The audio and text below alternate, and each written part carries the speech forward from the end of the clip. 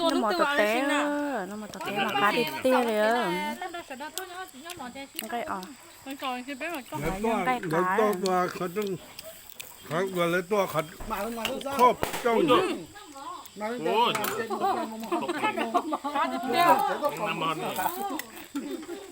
มา12 ท่านมาได้นี่มันนอนมานี่มัน นั่นดอกแตง มันซุกได้ นั่นดอกเต้ให้หน่อย มันซุกอยู่นี่มันเสาเฮ็ดมื้อนึงมันปีนให้มื้อ บ้านมันได้ไปรู้ชนะ เขาสิได้นอนมันสอมันซุกมันยังมีไปย่อนะก็เลยสมาวิดีโอน่ะบ่ซั่นเออมามันซุกได้อาจจะมาดึกมันแตกไปย่อ ไหมต่าง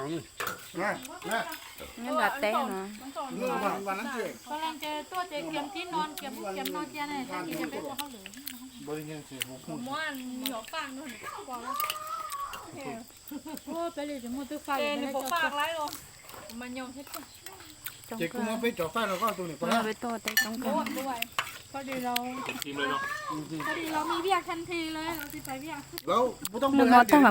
งนะเพราะมันเบาหวานหลาย ลูกกูนะขนาดนี้ น้ำมันได้ไปเรื่องสันน่าจะฉุกที่สุดแล้วเนาะ เนี่ยก็โคตรเท่า เจอแล้วยังไม่ถึงห้า เนี่ยพอโคตรเท่าเลยเนาะ โอ้ยเลิกเกิน เดี๋ยวเนี่ยพอโคตรเท่าเลยจะบักแป้ง ลองให้ไทยไปนะไปใช้ซะ